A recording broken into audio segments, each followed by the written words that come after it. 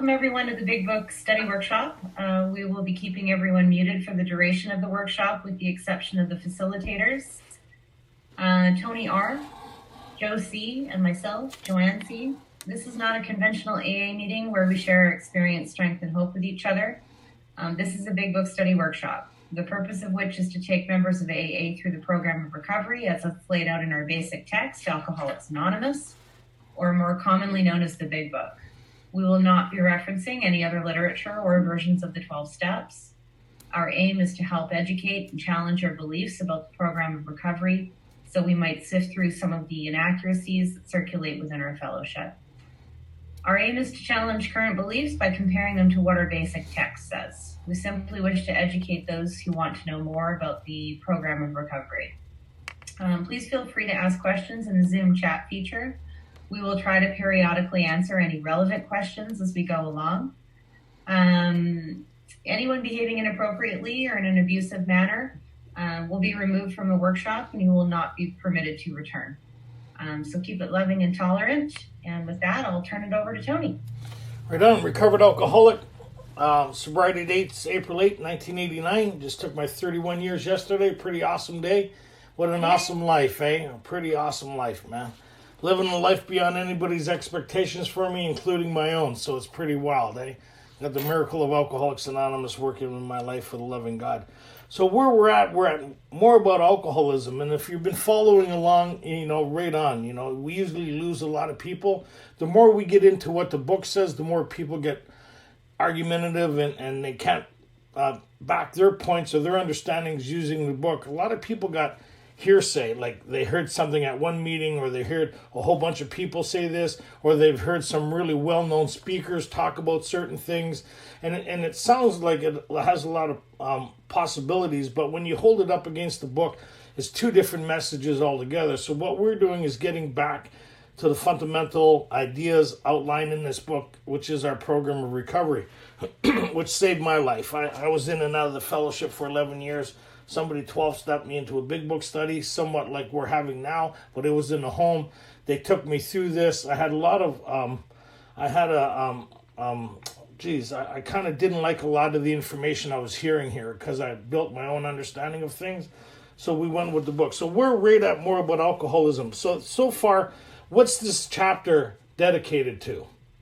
Answer it in the chat. So we're at more about alcoholism. What would this chapter be dedicated to? So that they're going to tell us, they're going to talk more on a topic they're already talking about. And they've been very clear so far on the language. You notice as we went through this, we asked some questions. A lot of people refer to a lot of different ideas that they hear in the fellowship, but so far it hasn't shown up in our basic text. So we see that there's two fundamental ideas to what this is about and what it isn't about. And so when we get to the book, the hardest part is to hear what's being said and to reformulate our ideas along these lines. And the better we understand what's being said and of what the problem is, what the solution is, and what the course of action is, the better our results of being able to recover. So why don't you just hit us up with the prayer there, Joe, to get us started, get us kind of on the right track. We'll bring God into this. Yeah. Hey everybody, my name is Joe, recovered alcoholic.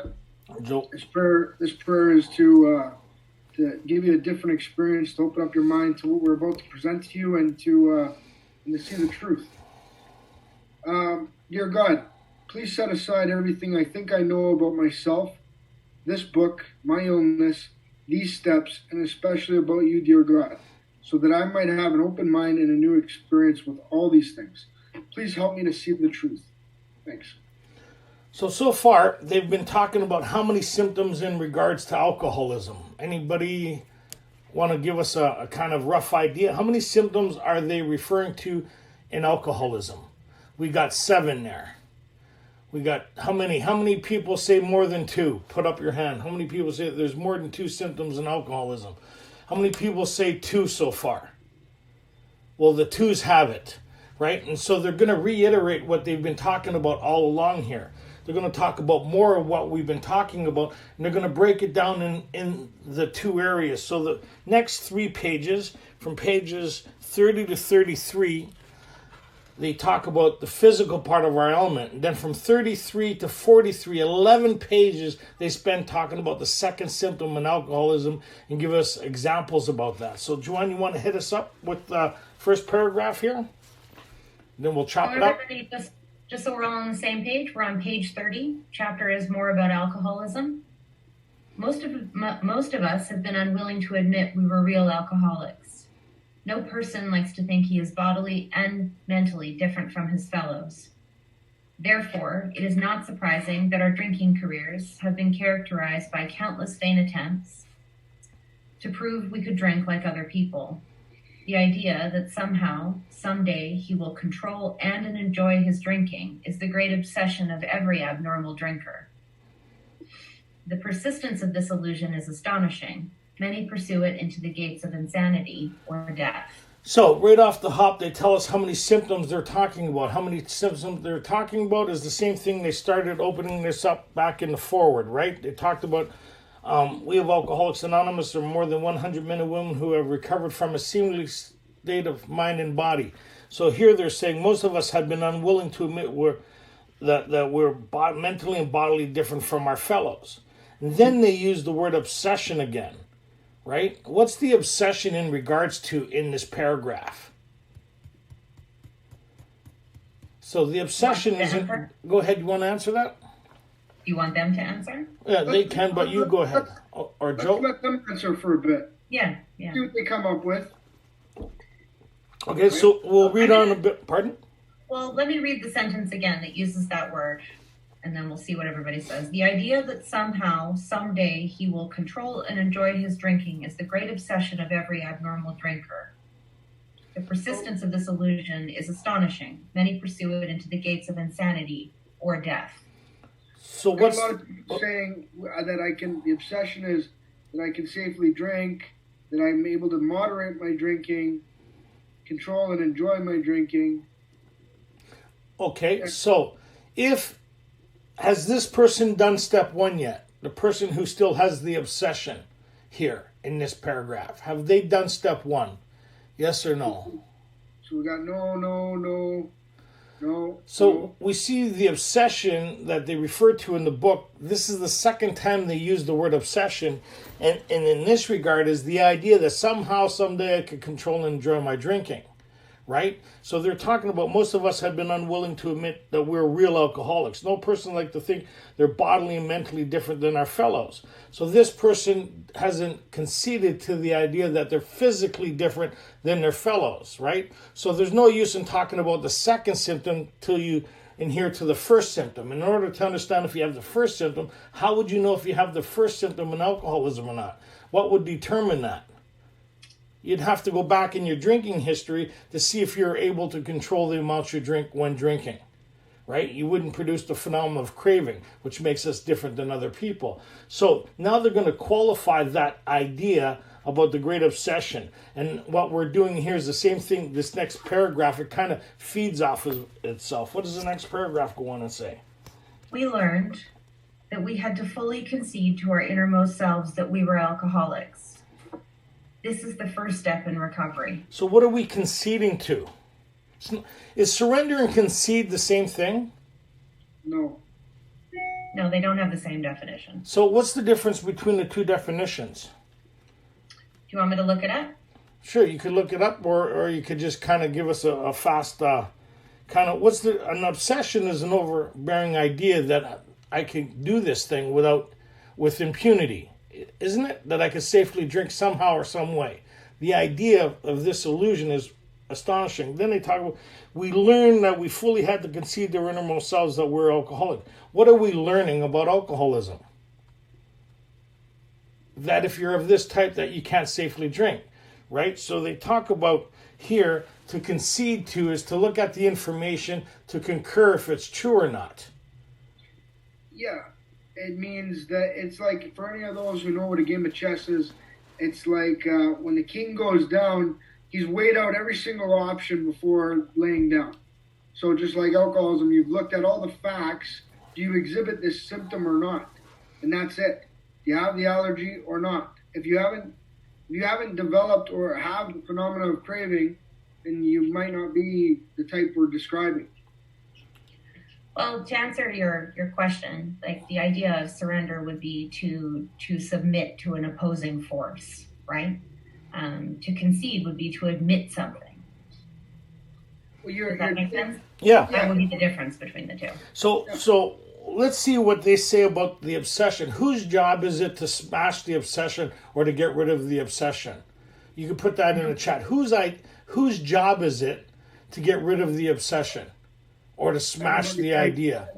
Do you want me to read what the book says? Yeah, and then we'll read what the book says, and you can put your answers in the chat. So the question is, who smashes the idea? Most people are saying God. Okay, so here it says we had to concede.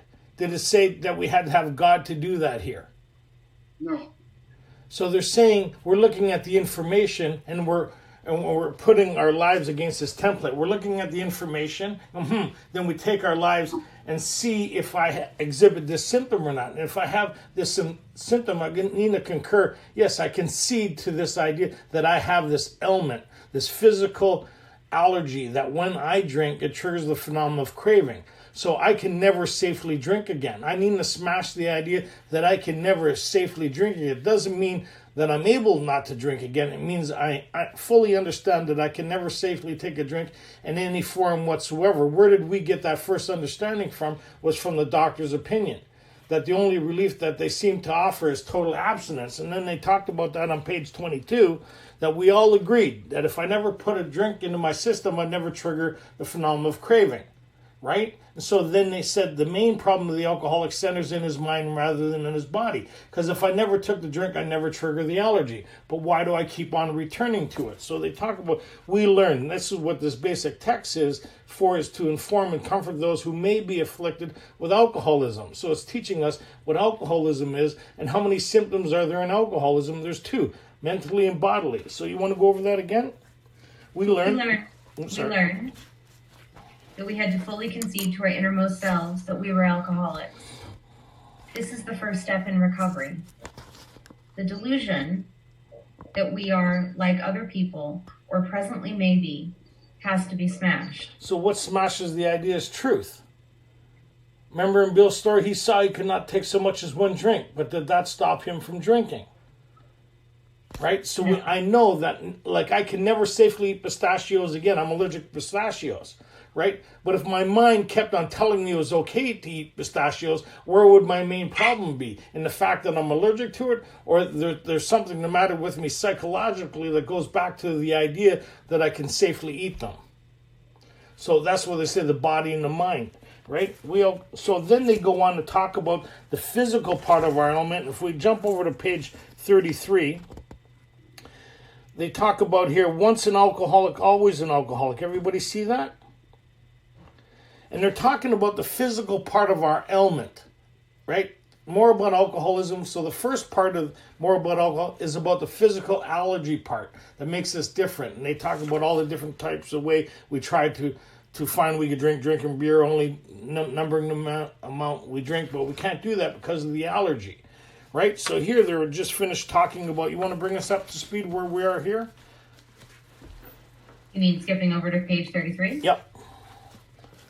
Do you want me to read from 30 to 33? Nope. Why don't you just read from this case provides a powerful lesson.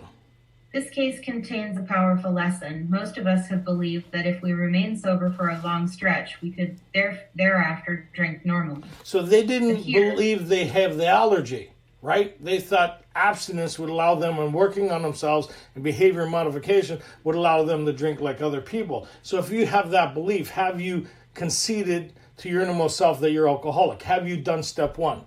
The answer is no. That's why we need to smash the idea. And so they're building on this guy here who stayed sober for a long period of time. He was able to do so. Then out came the carpet slippers. He took a drink and he was dead in a short period of time because of the allergy. And then when he wanted to stop, he found he couldn't because of the malady that's centered in the mind. Okay. So here's a man who at 55 years found he was just where he had left off at 30. We have seen the truth demonstrated again and again. Once an alcoholic, always an alcoholic. A physical allergy, right? Commencing to drink after a period of sobriety, we are in a short time as bad as ever. Anybody concur that's true? I just want to take a minute here. Everybody, we're on page 33, second paragraph. Okay. If we are planning to stop drinking, there must be no reservation of any kind, nor any lurking notion that someday we will be immune to alcohol. So that's the conceding and smashing the idea, right? Once you do that, that's why they say the only step you can do 100% is step one, is to concede to this idea that I can never safely drink ever again. Doesn't mean that I'm able not to, just means that I know I can't. You want me to keep going? Oh yeah, now we're getting into the goods. Now they're going to switch conversations here of why we can't stay stopped based on that information. Young people may be encouraged by this man's experience to think they can stop as he did on their own willpower. And what's our great obsession? The first obsession is that we could stay stopped based on our own experience, right? Isn't that the great obsession? The first one is ourselves and being our own solution. So here they're revisiting that idea again that they visited on page 23. To beat the game. We doubt if many of them can do it, because none of them will really want to stop, and hardly one of them, because of the peculiar mental twist already acquired, will find he can win out. Several of our crowd, men of 30 or less, had been drinking only a few years, but they found themselves as helpless as those who had been drinking 20 years. To be gravely affected, one does not necessarily have to drink a long time, nor take the quantities some of us have. This is particularly true of women. Potential female alcoholics often turn into the real thing and are gone beyond recall in a few years. Certain drinkers, who would be greatly insulted if called alcoholics, are astonished at their inability to stop. We, who are familiar with the symptoms, see large numbers of potential alcoholics among young people everywhere. So stop means stop means stop. Not that includes weekends, birthdays, and holidays.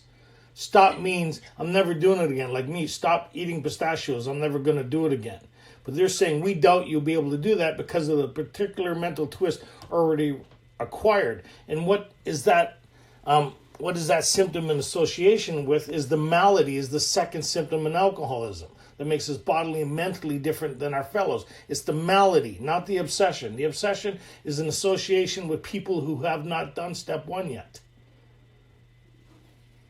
As we look back, we feel we had gone on drinking many years beyond the point where we could quit on our own willpower. What does that mean? You want them to answer? Well, no, you or Joe. As we look back, what are we looking back on?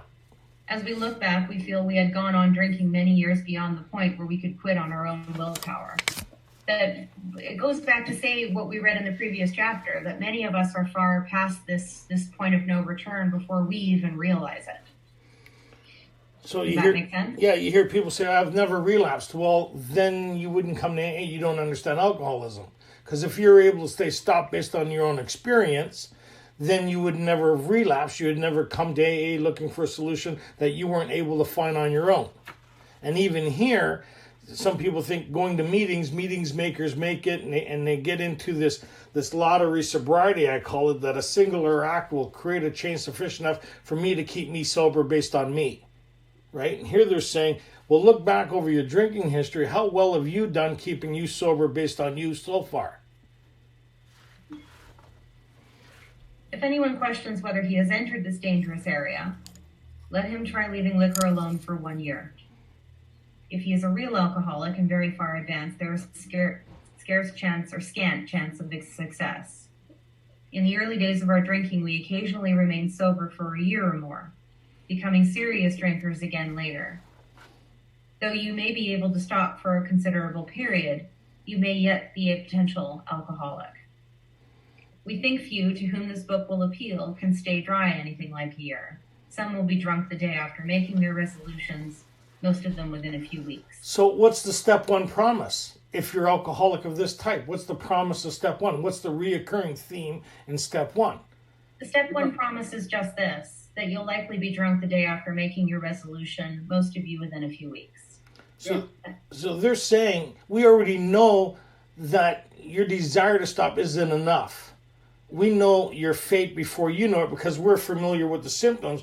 That's why when we work with new people, we kind of get a good idea where they're at with their drinking history, and whether they'll be able to stop or not determines on their story, right? How well have you done so far? So we already know that if you don't have this change that the doctor talked about, in the doctor's opinion, of a psychic change or spiritual experience as the result of this course of action, you will be drinking again. And the only one baffled with that will be you.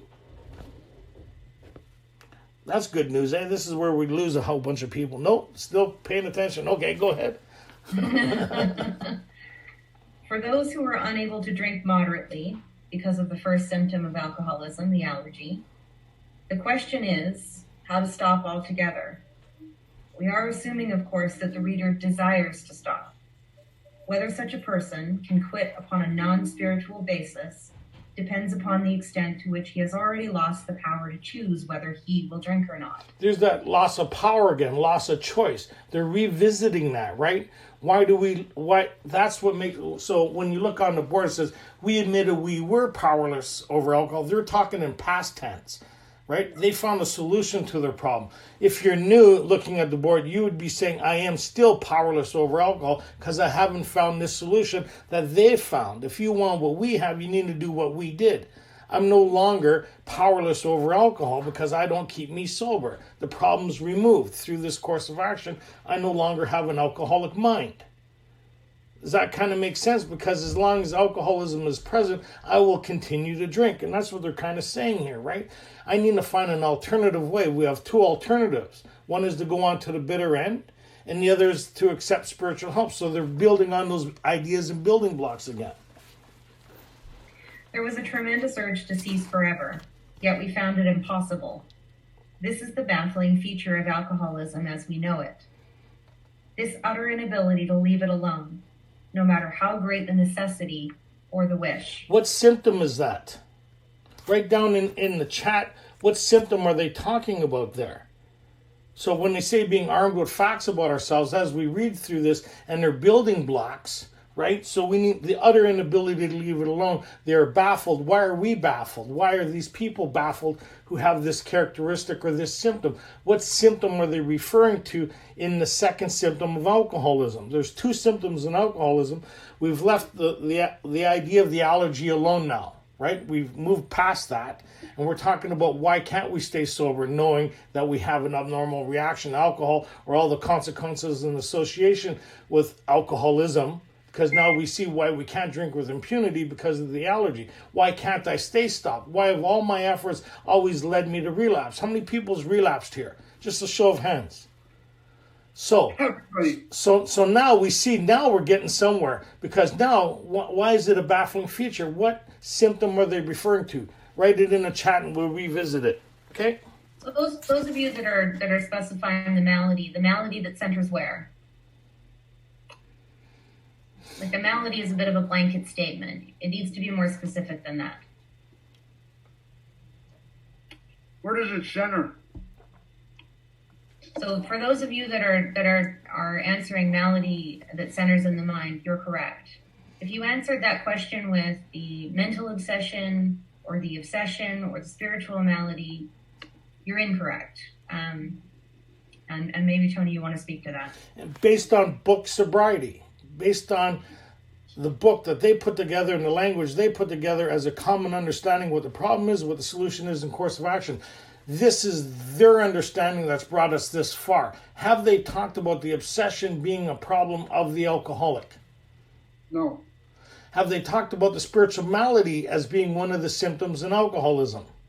No. No, they refer to the obsession in regards to somebody who hasn't done step one yet because they haven't learned what alcoholism is. Once you learn what this is and concede to it, you're no longer dealing with the obsession. Truth should be able to keep you sober for a period of time until the malady kicks in, right? How many people here has really wanted to drink and found at times they were able not to? Go to a meeting, call somebody, they're able to work through that idea based on truth. That's where we get these ideas, play the tape through, think it through. That works until it doesn't work. And when doesn't it work is when the malady is lying dormant that centers in our mind and we can't see, feel, and touch it. They call it a phenomena.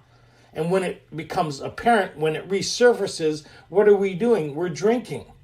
That's why it's baffling. If we were able to see it before it's happening, then it's not a malady. It's the obsession. It's two different things that they need you to fully understand in order for the solution to make more sense. Because in Bill's story, did Bill suffer from the obsession again after he did this course of action? The answer is yes, because remember, he was plagued with depression that nearly drove him to drink. But based on truth and his spiritual condition and the recipe outlined in this text, he was able to override that by working with other alcoholics. He had many thoughts of drinking for the first 18 months, he said. Yeah. But was he ever able to override the insanity? No.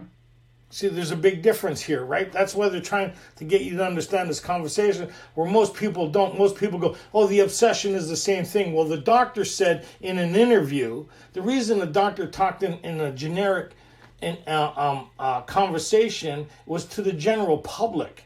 Because imagine what kind of response we would have got if he started off, well, these alcoholics seem to have a mental illness. They suffer from a malady that centers in their mind. Oh my God, how many people would come to AA based on that information? The next two examples in this chapter actually take us through specifically just that. They attempt to show us by example. I want to clarify something for some of our people that are putting some here. A relapse doesn't mean that you came to AA and then you went back out. A relapse means you said to yourself, I'm never doing it again, and then you did it again. That means nobody's looking. That means you're by yourself in the mirror. And how many times you said, I can't do it, and you did it again? That's a relapse. It's not coming to AA and then drinking again, or not going to...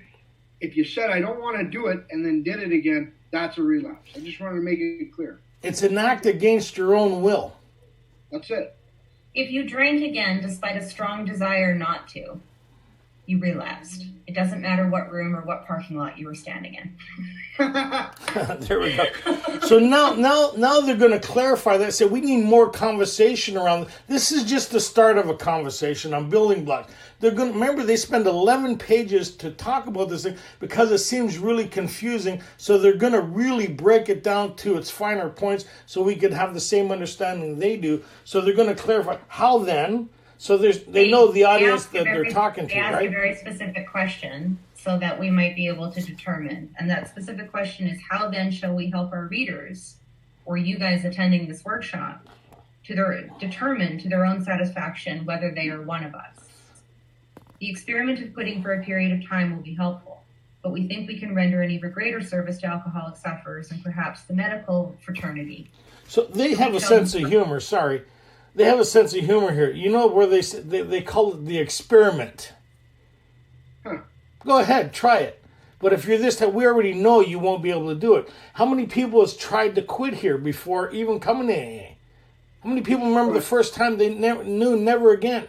So that's what they're talking. When you look back, say, yes, this time, and each time it got worse and never better. Each time I thought it was something within inside of myself, and that's why we use that term, this time I mean it. This time I never really did it. We think it's something that a condition within inside of ourselves will allow us to stay sober. Here they're saying the only thing that'll save us from ourselves is an entire psychic change. But you need to understand why we need that psychic change.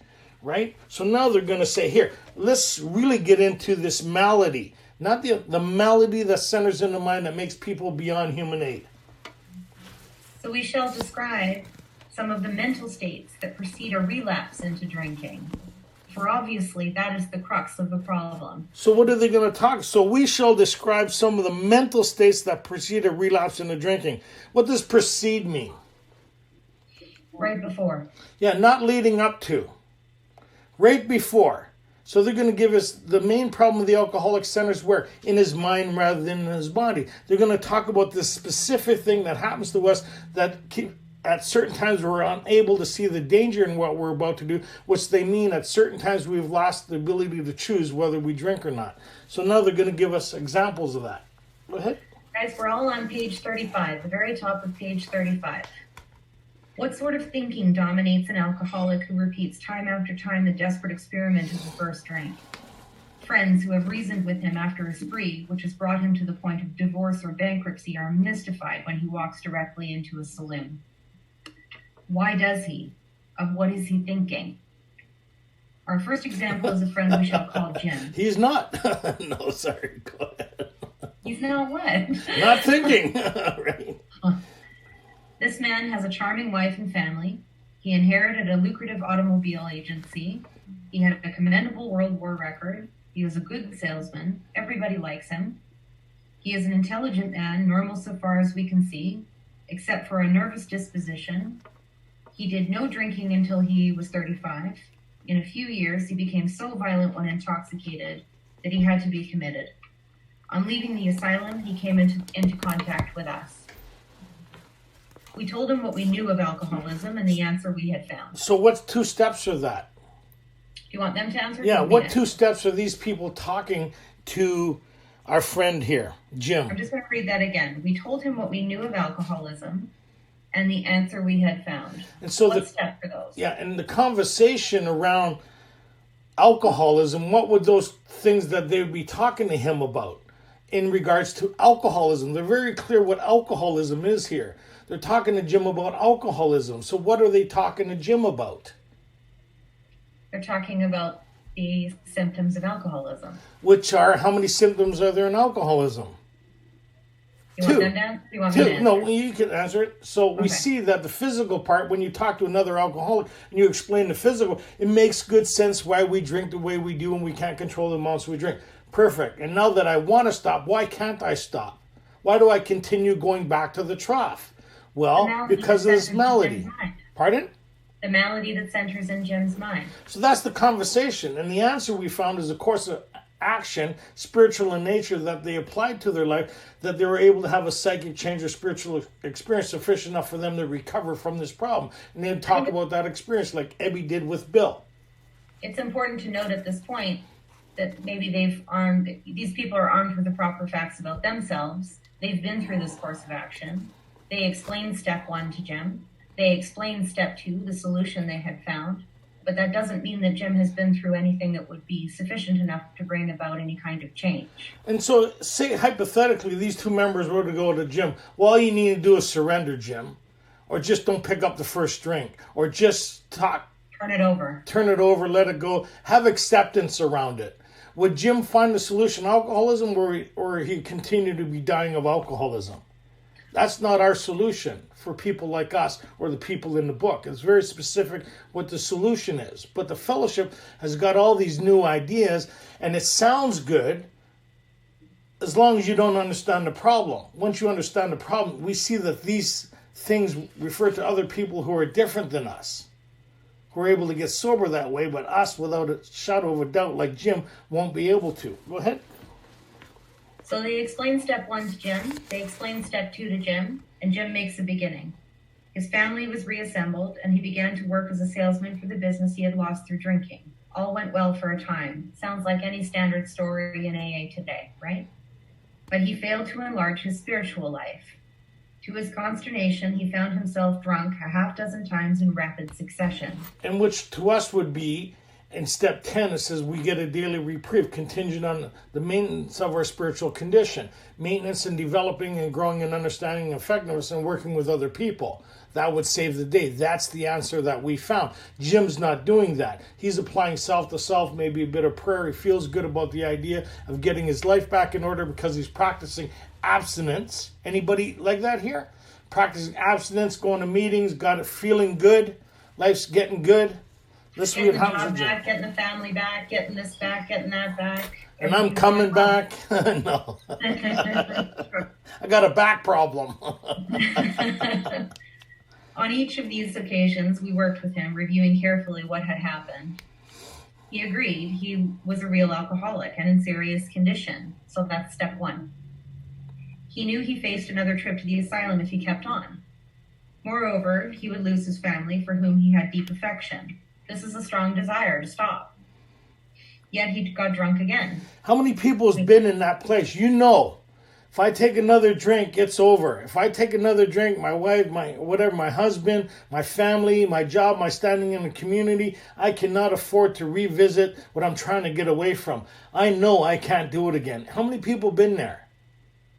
So, so Jim is there, right? He knows that he can't take a drink, but he's still obsessed with the idea, because it's not smashed yet, that he could not be his own solution. He still thinks that some part of him will keep him on guard based on this knowledge, right? We asked him to tell exactly how it happened. This is his story. I came to work on a Tuesday morning. I remember I felt irritated that I had to be a salesman for a concern I once owned. I had a few words with the boss, but nothing serious. Then I decided to drive into the country and see one of my prospects for a car. On the way, I felt hungry, so I stopped at a roadside place where they have a bar. I had no intention of drinking. I just thought I would get a sandwich. So what does that mean, I have no intention of drinking? There's no obsessing. There's no thought. Because he knows he can't. Well, he also goes on to say that he's stopped at this place many times before and not drank. You ever been there, Joe? Pardon? Joe, you ever been there? Lots. Okay. Okay. I also had the notion that I might find a customer for a car at this place, which was familiar, for I had been going to it for years.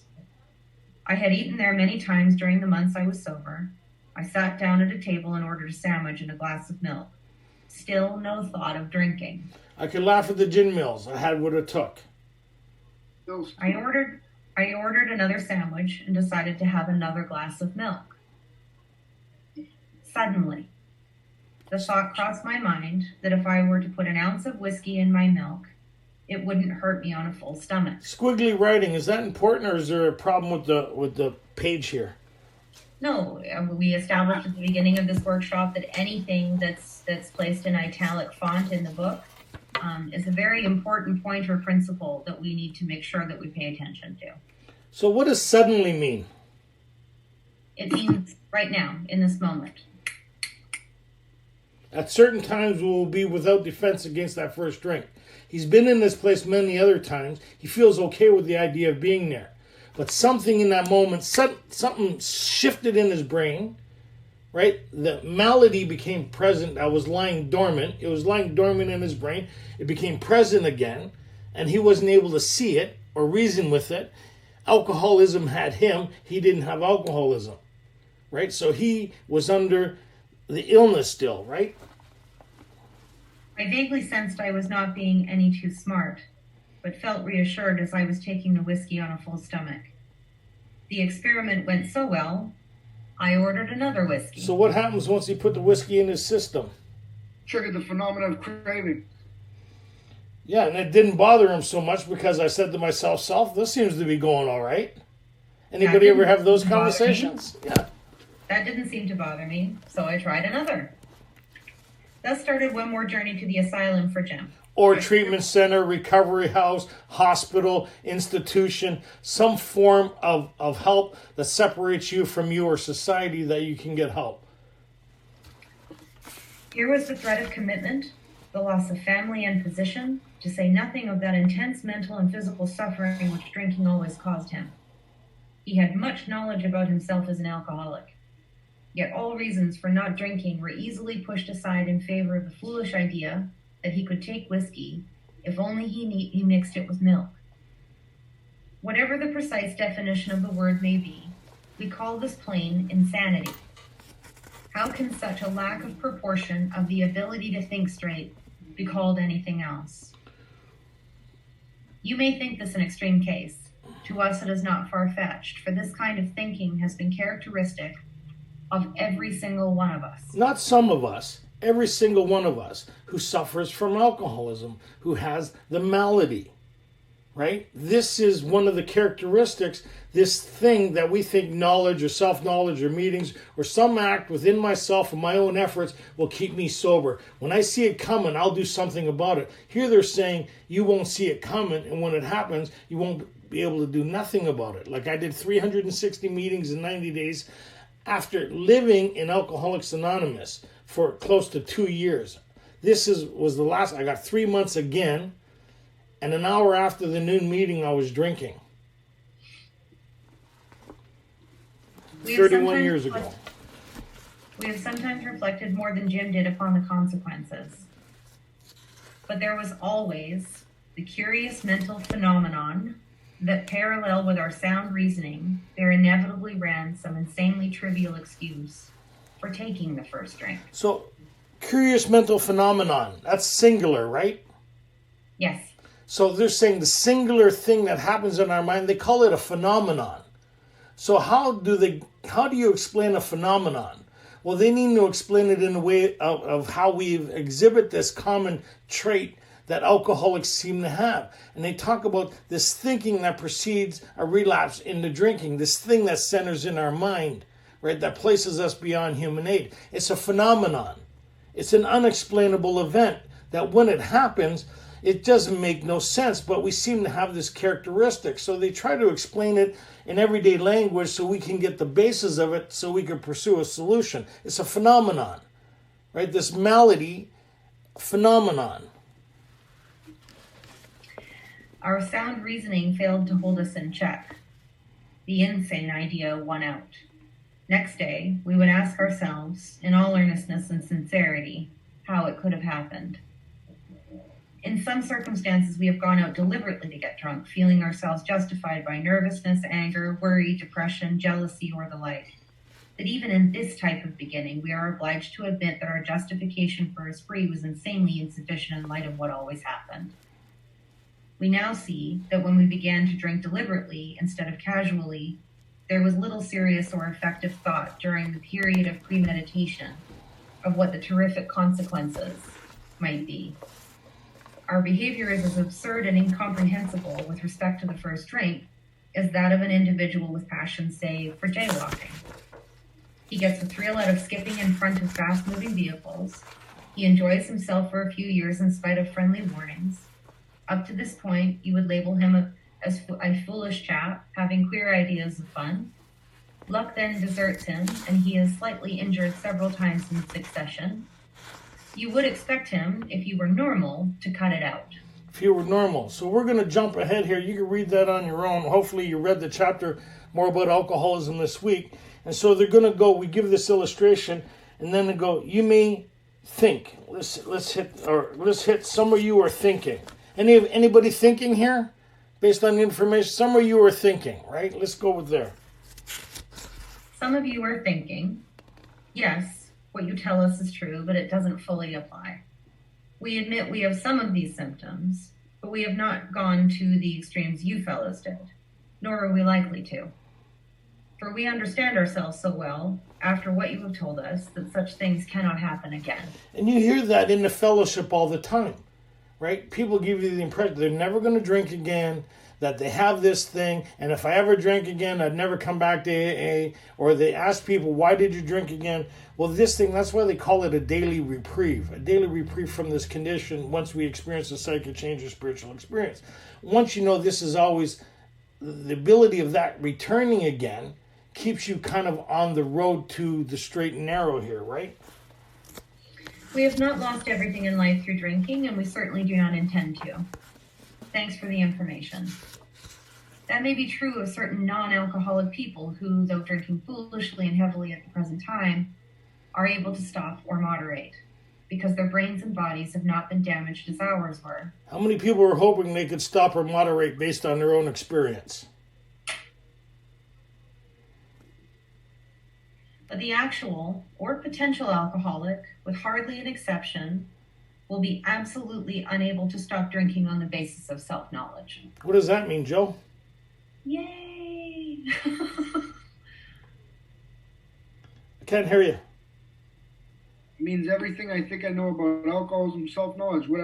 Even though I know the symptoms, I could go to meetings, try to make it, I could do all this stuff, it still won't be able to stop. I can know everything about it, and it still won't be enough to stop. Anybody ever hear people with great knowledge about the book but can't get sober? They don't have the experience of recovery. They have knowledge of the book, but that in itself is not able to keep us away from the first drink. You want to add It's that? like back on page 23 when it says, rouse himself from his lethargy and exert his power of will, right? Everybody observes that, or happily observes, waiting the day that we might be able to just exert ourselves a little more with all of this self-knowledge and somehow be able to make a different choice.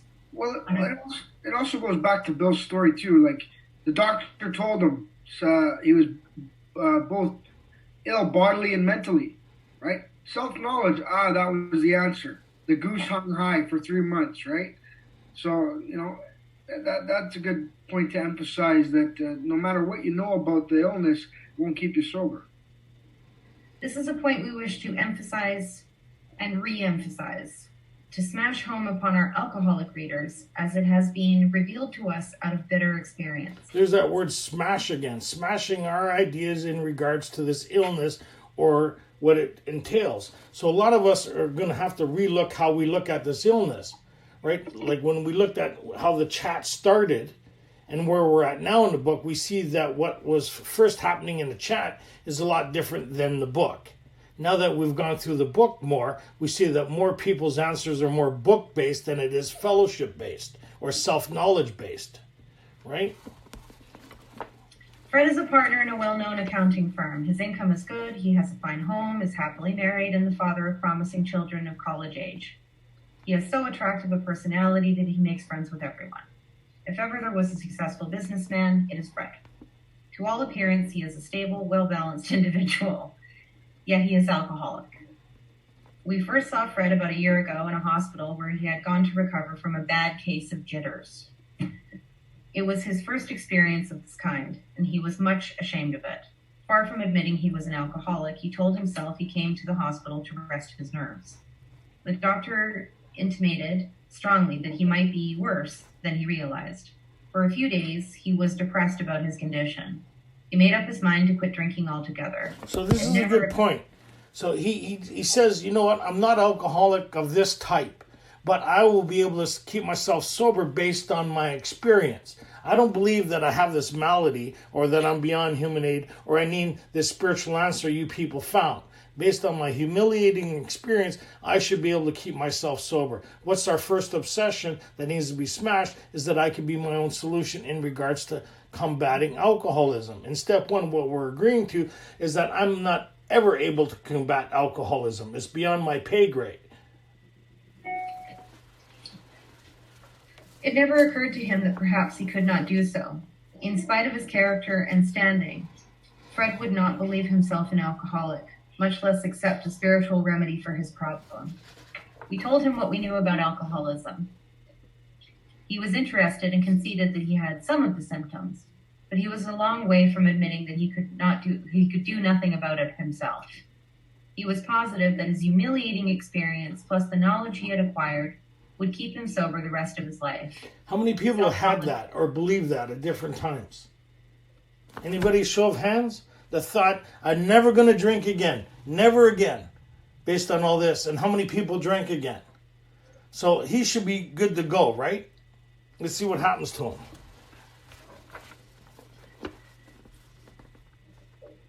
We heard no more of Fred for a while. One day we were told that he was back in the hospital. This time he was quite shaky.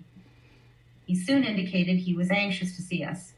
The story he told is most instructive, for here was a chap absolutely convinced he had to stop drinking, who had no excuse for drinking, who exhibited splendid judgment and determination in all his other concerns, yet was flat on his back nevertheless.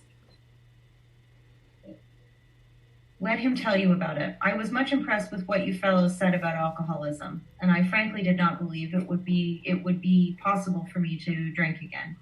I rather appreciated your ideas about the subtle insanity which precedes the first drink. You guys want to have... Call it? What? What's he call it there? The subtle insanity that precedes the first drink. Not the obsession, the subtle insanity. So we shall describe some of the mental states that precede a relapse into drinking. You guys want to have fun when we get back to meetings? Bring up step 1, relapse, 100% guaranteed. Watch people lose their minds. Yeah. Okay, go ahead.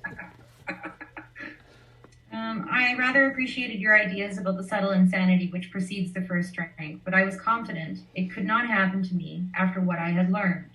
I reasoned I was not so far advanced as most of you fellows, that I had been usually successful in licking my other personal problems, and that I would therefore be successful where you men had failed. I felt I had every right to be self-confident, that it would only be a matter of exercising my willpower and keeping on my guard. How many people hear that in the meetings when they go to meetings or new, or were given that idea that they should be able to keep themselves sober based on meeting, sponsorship, and surrender, acceptance, and doing step 100%. Some act along these lines of self-knowledge.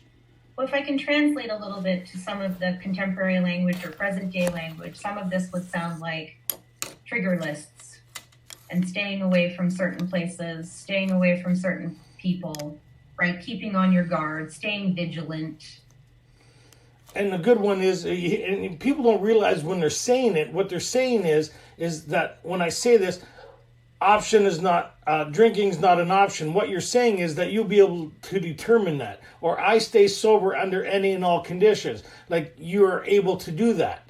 Have you been able to do it? What makes you think you can do it now? Well, drinking is never an option. It's a condition. It's always represents itself. You hear people say that, especially mainline speakers. I don't drink under any and all conditions. Well, then you're different than us, because I drink under any and all conditions. I don't need a condition to drink. My condition's a condition that needs conditioning. Right? So in other words, if the bottle of vodka is 20 feet away or 20 miles away, if the insanity is taken over, guess what? Doesn't matter. It's not a proximity issue. It's not a conditional issue. It's not something I can see, feel, or touch. Yeah, I'm the only one that doesn't know what's happening. Yeah, we were just dealing, Joe and I, we're just dealing with somebody who we love very much. Just took a 3-year cake, very active in the Fellowship of Alcoholics Anonymous. They kind of going sideways. We tried to talk to them about their spiritual condition and working with, and they didn't take it. Something happened in their mind, and then they were drinking. They were on their, and we tried everything, fractally emotional appeal, reasoning with them, everything. Nothing stopped them from picking up a drink. Today, they're over remorseful and can't believe they did it, right? But they understand the condition here. When they say something changes both in the mind and body once we pick up, that's true. It's like we never tried to get sober, or that desperateness doesn't seem to come back as frequent as it was the first time. Go ahead. In this frame of mind, I went about my business, and for a time all was well. I had no trouble refusing drink and began to wonder if I had not been making too hard a work over a simple matter. One day I went to Washington to present some accounting evidence to a government bureau. I had been out of town before during this particular dry spell, so there was nothing new about that. Physically, I felt fine. Neither did I have any pressing problems or worries. So he did a self-check-in. I said to myself, Self, what do you think? Oh, great. The reason they're saying, why are they saying this? This guy doesn't have a problem whatsoever. He's kind of looking at himself, and he'd be in a meeting. I'm not thinking about it. The obsession has left. The miracle has happened. I don't even want to drink. That's what he's kind of saying if he was in a meeting today talking. Like I talked that afternoon, April 8th, 1989. The same way. I don't want to drink. There's no thought of drinking. I'm never going to drink again. He's talking the same. The other guy had a little nervous disposition. He had some problems going on, and people go, oh, that's why he drank. He was irritable, restless, and discontent. That's why he drank again. Well, this guy doesn't have a problem in the world. Well, they want to prove that what happens next is not contingent on the way either person was feeling. One was having a good day, one was having a shitty day. Neither one was the cause of the drinking. Or what's happening around them. Yes. Neither did I have any pressing problems or worries. My business came off well. I was pleased and knew my partners would be too. It was the end of a perfect day, not a cloud on the horizon. I went to my hotel and leisurely dressed for dinner. As I crossed the threshold of the dining room, the thought came to mind that it would be nice to have a couple of cocktails with dinner. That was all. The phenomena just became present, the malady, and he doesn't even detect it. It's taken over. It's parallel with his sound thinking. There's a shift that he can't see, right? That wasn't there earlier, but now suddenly it came back, right? Is a hostile takeover of his mind. He's now become possessed. Go ahead. I ordered a cocktail in my meal. Then I ordered another cocktail. After dinner, I decided to take a walk. When I returned to the hotel, it struck me a highball would be fine before going to bed. So I stepped into the bar and had one. I remember having several more that night and plenty next morning.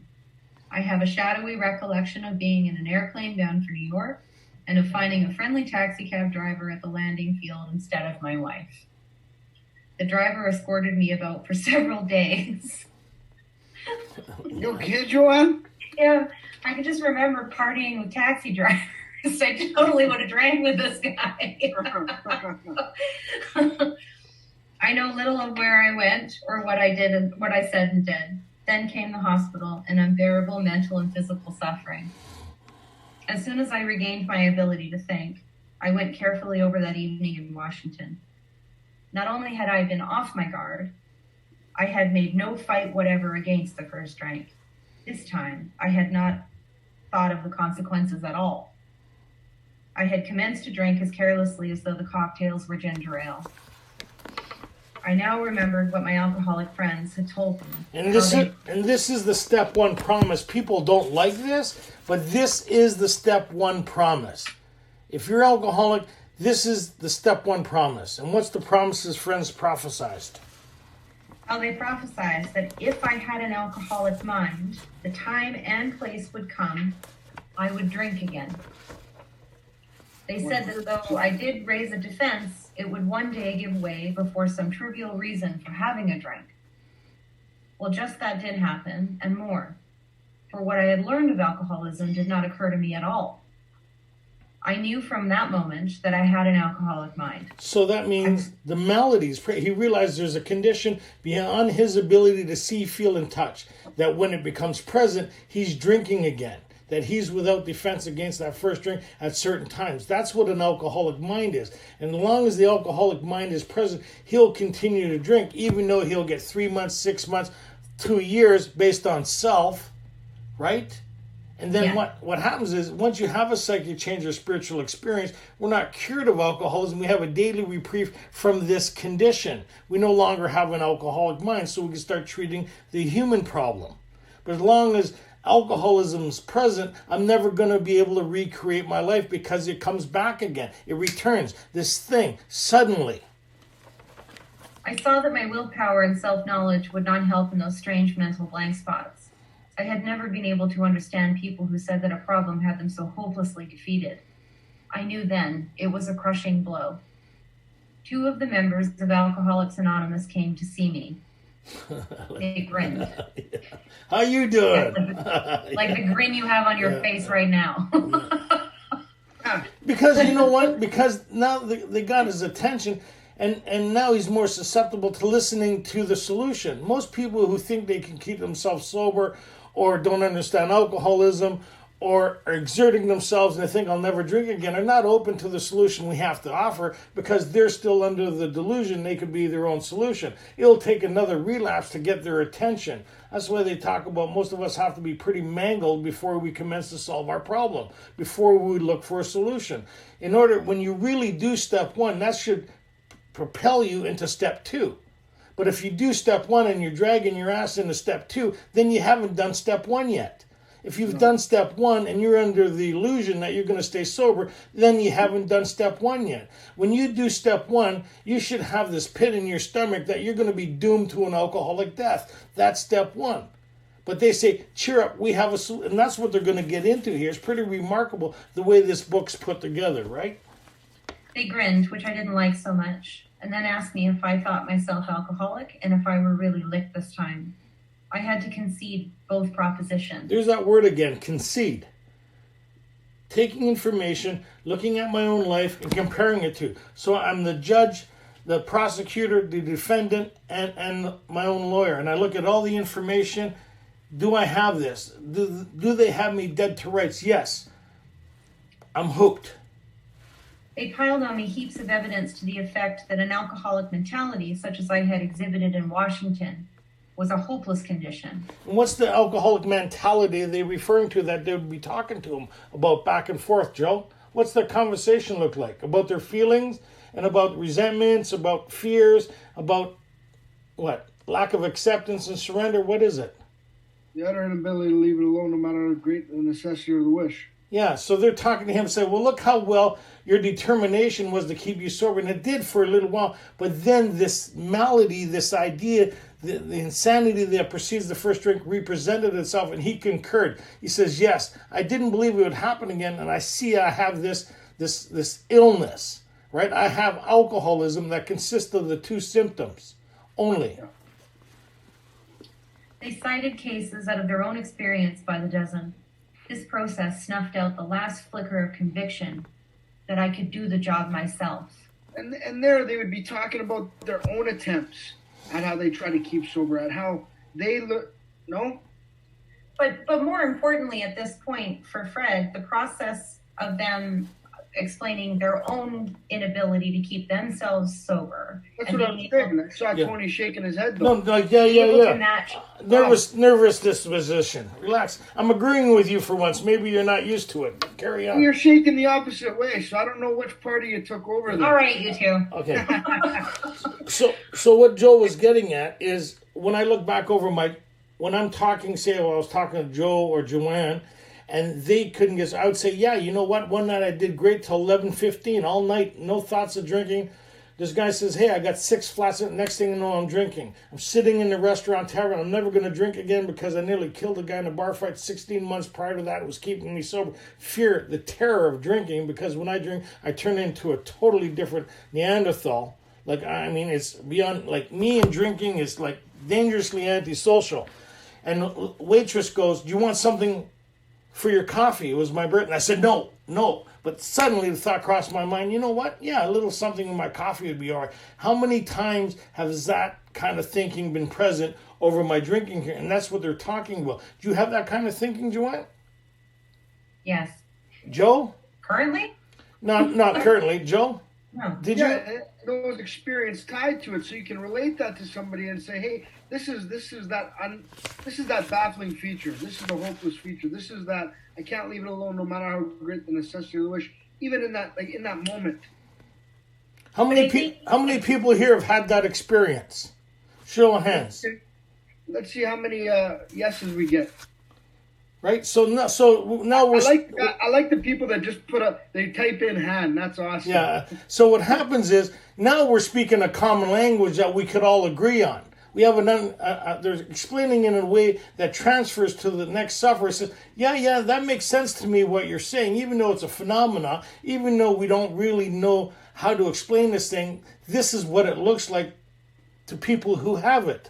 Yeah, I have this thing. That makes sense now. Why 11 years I was in and out and doing all that other stuff doesn't work for this type of alcoholic, and only this recipe in this book, getting back to the basis of the language of Alcoholics Anonymous, why we need to get back to that, because otherwise the person who comes in here, if they don't learn this language or this problem, they'll continue to die of alcoholism sitting in meetings of Alcoholics Anonymous. So Fred, saying that they cited cases out of their own experience by the dozen, so they're matching their own mental inconsistencies with his, is able to snuff out the last flicker of hope that he's going to be able to do the job himself. He's the last flicker of hope that he's going to be able to keep himself sober based on self. So they're smashing the first obsession that they talked about on page 23. But he's also conceding that he's suffering from the second symptom. He's smashing it all. This is the smash. And that they talked about starting this chapter, most of us have been unwilling to admit we're real alcoholics. Now he's conceding to the information being presented based on his experience with these characteristics. So for you guys that are attending the workshop in the chat, why don't you let us know what step it is that Fred's just completed? Completed.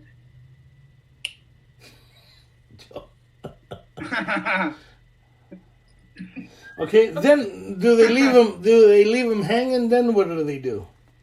Oh. Then they outlined the spiritual answer and program of action, which 100 of them had followed successfully. What step is that? Well, we just got everybody. It was going 1, 1, 1, 1, 1. Then everyone started going 3, 2, 3. So for those of you who answered step 1 to the first question, you're correct. 100%. Right? Then they outlined the spiritual answer. What step is that? Dos.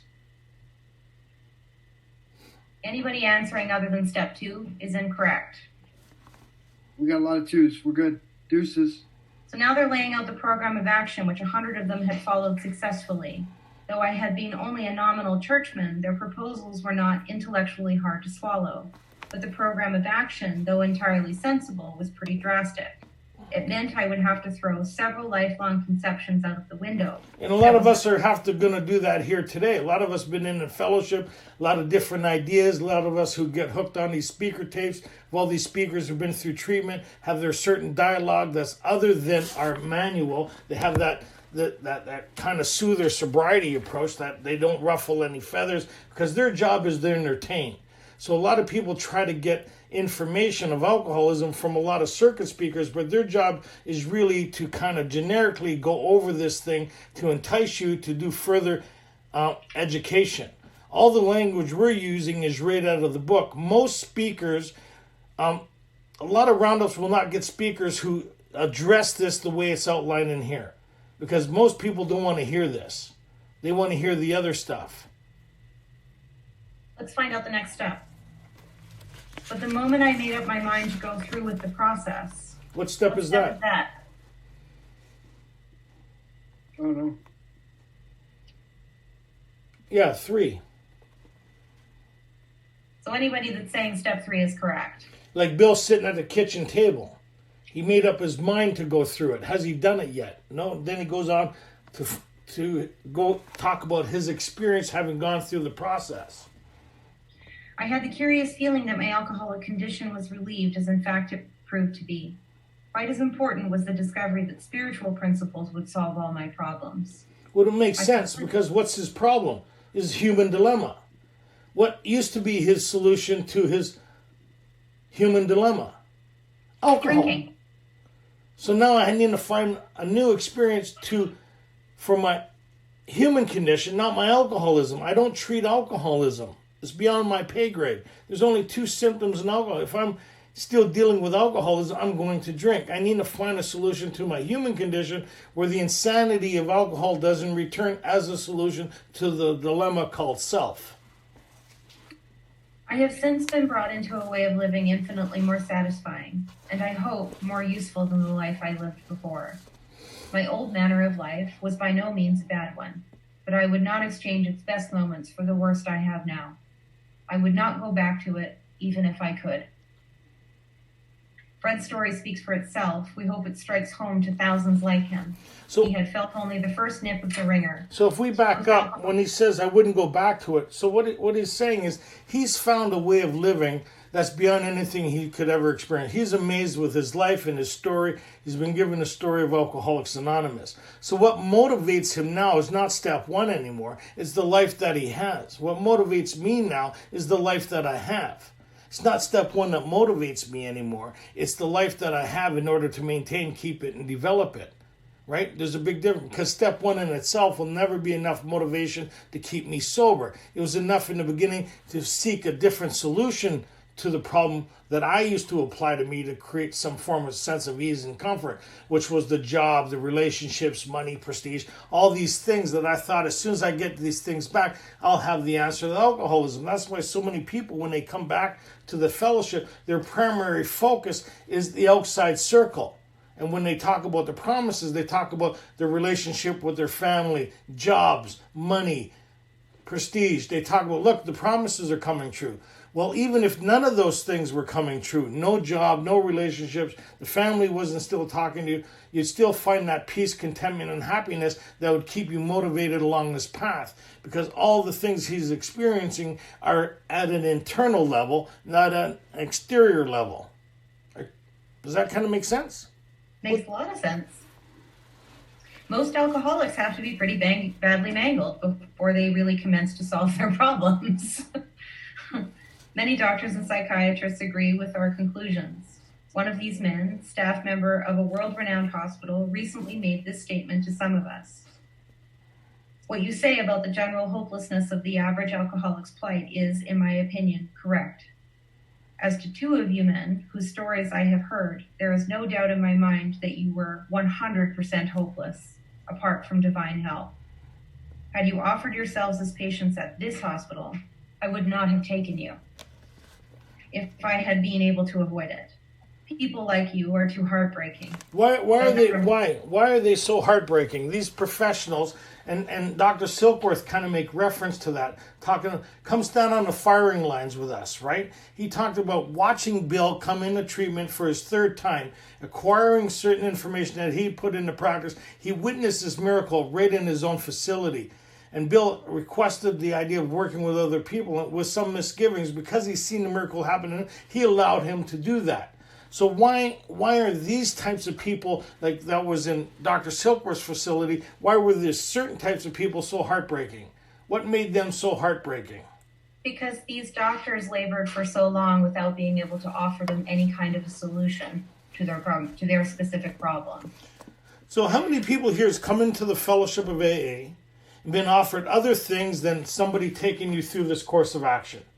Somebody else's idea of what the steps are or how to get sober, other than book-based sobriety, and found that they returned back to drinking again, or got more crazy as time went on. How many people got more crazy working on themselves here as time went on than, right? Because it's not about working on ourselves, right? It's about applying certain spiritual principles to ourselves to get relief. If you're working on you, who are you working on?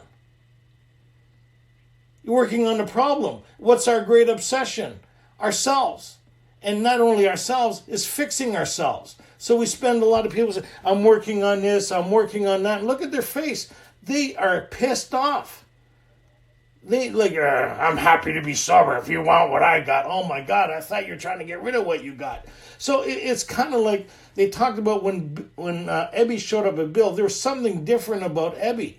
And he talked about his relationship with something greater than himself that made these things possible. He's talking about, as the result of the application of these principles, he had a new experience that answered all his problems. So what they're saying in step 12 says, having had a spiritual awakening as the result of these steps, we try to practice these principles. It's not about working the steps. It's about working these principles that keep me connected to Source. And when I'm connected to Source, I'm able to live the promises. The promises, I'll suddenly realize that God is doing for me what I couldn't do for myself. I'll comprehend the word serenity and know peace.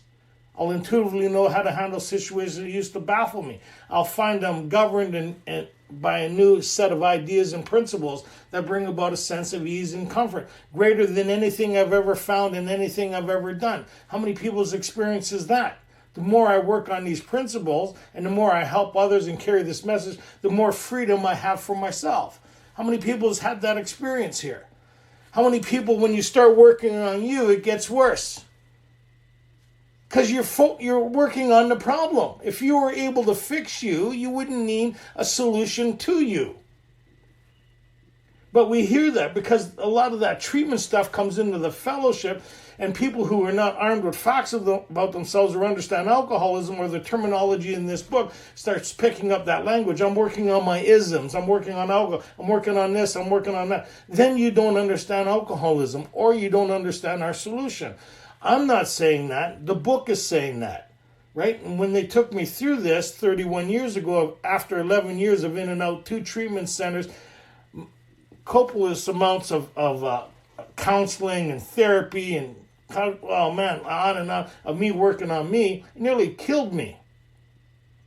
But as the result of this thing, I've had the same experience they had. Joanne's had the same experience. Joe's having the same experience. And countless others. Since thousands, millions of people are having the same experience of what? Working on themselves or working through this course of action that gets you connected to Source that allows the impossible to become possible, to recover from this condition. I had a moment there. Go ahead. People like you are too heartbreaking. Though not a religious person, I have found respect for the spiritual approach in such cases as yours. For most cases, there is virtually no other solution. Once more, the alcoholic at certain times has no effective mental defense against the first drink. Except in a few rare cases, neither he nor any other human being can provide such a defense. His defense must come from a higher power. So that means somewhere along the line, something's going to happen and there's going to be an intervention that stops you from drinking. I don't know how to explain that, but I've experienced that over the 31 years. There's been different times in my sobriety where I've been so disconnected that I found myself right in the cups of probably ready to drink, but something stopped. Like I was working in the movie industry, and I was helping I was working for this family, and I'd make sure they were safe, to get them to the limos and stuff like that. I traveled with this movie company for a little while, went to Cannes Film Festival, traveled with them. Things were great. We're at an after party. I was a little tired, exhausted, haven't been to a meeting, haven't been really working on my spiritual condition. I walked up to the bar, and the bottles were a little more shiny than usual. I found myself focusing on the mirror, like just a little longer gazing. And I wasn't thinking about drinking. And there was a guy at the bar, he had about 5 or 6 shooters in front of him. And he threw one and like slid it down the table in front of him. In my mind, I went, yee-haw, the drink landed right in front of me. And something stopped me dead in my tracks. And I had that shivering moment, oh my God, like something's like not right here. So I excused myself from the party. I went back and I started revisiting the solution of working on my spiritual condition. I started working with my guys again. I got back on track spiritually. That enables me to handle those situations. I worked at a place called Triage, emergency shelter downtown East Side, Vancouver for 11 years. Right? And not a problem. I was the med person. You see how your experience can benefit others. I made sure everybody got what they were supposed to get, no more and no less. And no thought, no nothing. I was able to meet those conditions every day. Where beforehand, before this psychic change or spiritual experience, it didn't matter where I went. So if you haven't had this change, it doesn't matter where you go. You're hooped. Doesn't matter what treatment centers you go to. It doesn't matter what recovery houses. Doesn't matter how many meetings you go to until you've experienced this change to recover from this condition. Once you have this experience, it doesn't matter where you go. You're safe, neutral. The problem has been removed. What's your experience with that, Joe?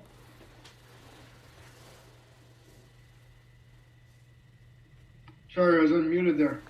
It's been 2.5 years. And I can go any place normal men can go, as long as my motives are to be of use to my fellows, or I have a right purpose to be there. I'm not in fear of the drink. I have alcohol in my own home just in case somebody comes by and they need a shot to ease their nerves. If I'm working with the guy, this solution's put me on the firing lines of life, and that's why I pump out these sheets so people can get a better understanding of what the book's trying to relate to you, rather than people without this solution in my life for the last 15 years in and out of these rooms, it was just like a sheep lost in a field, just wandering around. That's what it felt like dark, lonely, always trying to come up with a new idea, a new way to fix myself, and it all failed, right, until I got to a very dark place, and then something happened that is beyond my scope of understanding, but I know today it was the loving hand of God put somebody in my path.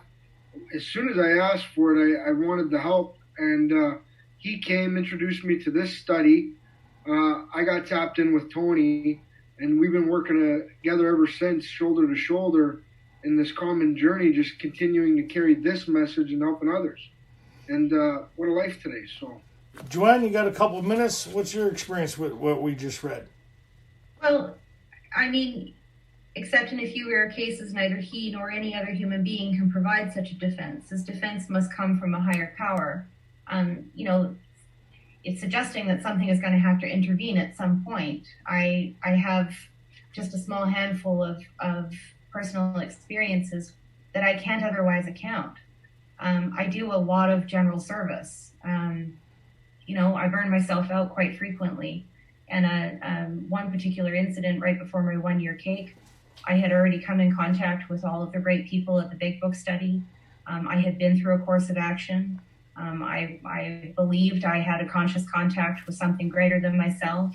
I was practicing these principles, but over the course of a few days, I had burned myself out a little bit. My thinking started to transition a little. I was the last to be aware of what my spiritual condition was at that moment. My husband was out mowing the lawn.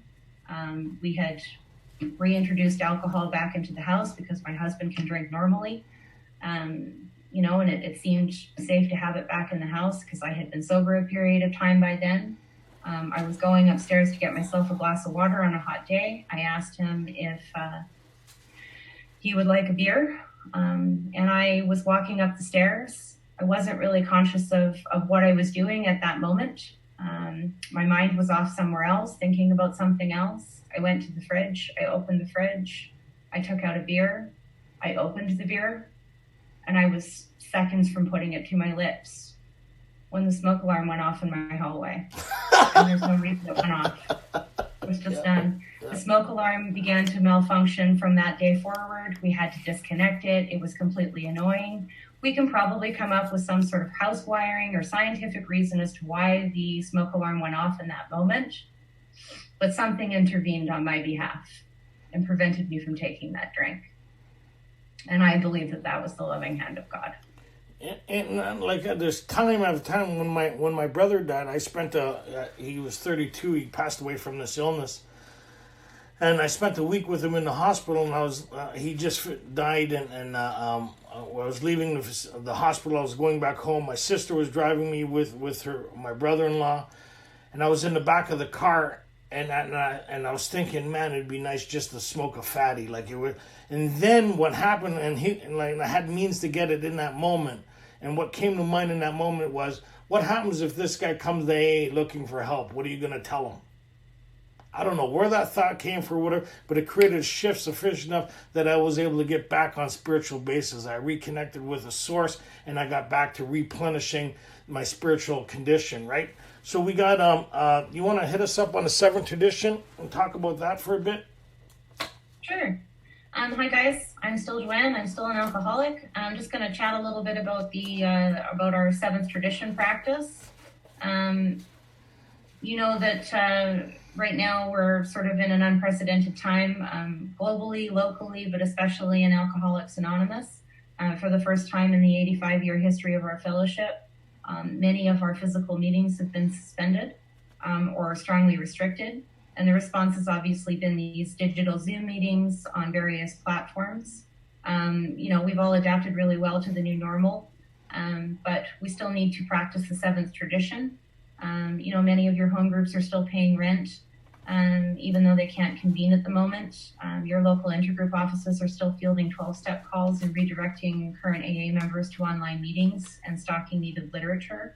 Your local districts are hosting Zoom meetings as well as telephone remote community meetings, and also providing a link to your area delegate as the General Service Conference is still convening this year. They won't be able to convene physically, but they are putting on the conference digitally. And a special note about your General Service Office in New York. For those of you who are following the news, the state of New York is suffering in this pandemic probably some of the worst death rates in the world right now. And many are connected through the staff at the General Service Office. And many of you might not know that your staff at your General Service Office are still getting up each morning and going to work and making sure that phones are being answered and online platforms are being maintained and literature is being shipped out, even though many of their family members have either already succumbed to this disease or are currently hospitalized as a result of it. All of this stuff requires money.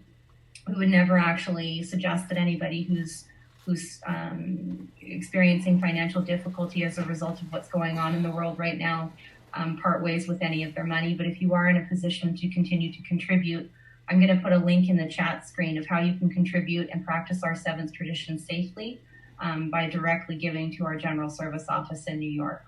And if you have any questions, I'll stay around for a few minutes after the meeting and I'd be happy to answer them. And this week, read more about alcoholism. We'll pick up on Tuesday. Joe, did you want to light us up a bit on, for those who want to get caught up to where we are or want the worksheets? Then we'll pass it to Kim to do some announcements and the Serenity Prayer. Yeah, everybody what I'm doing now is I just posted a YouTube link. That's for our YouTube channel that we have. It's got all the Zoom talks up to date.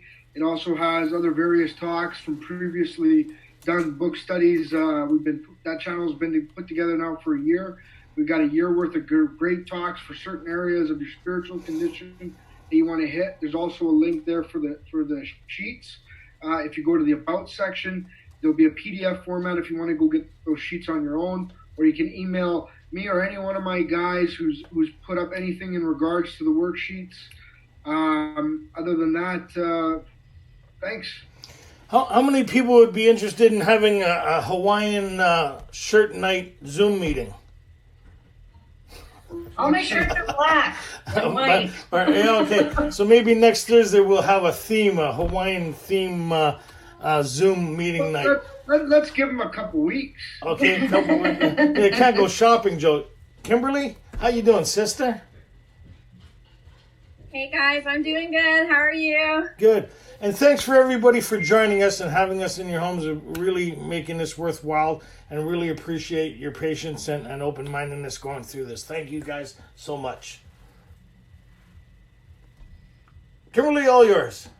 Do you want me just to announce stuff? Or you don't want to do The Serenity Prayer? Yeah. Here, go ahead. Well, what makes this all possible? God, God, grant me the serenity to accept the things I cannot change, the courage to change the things I can, and the wisdom to know the difference. Awesome, guys. Amazing. Thanks, you guys.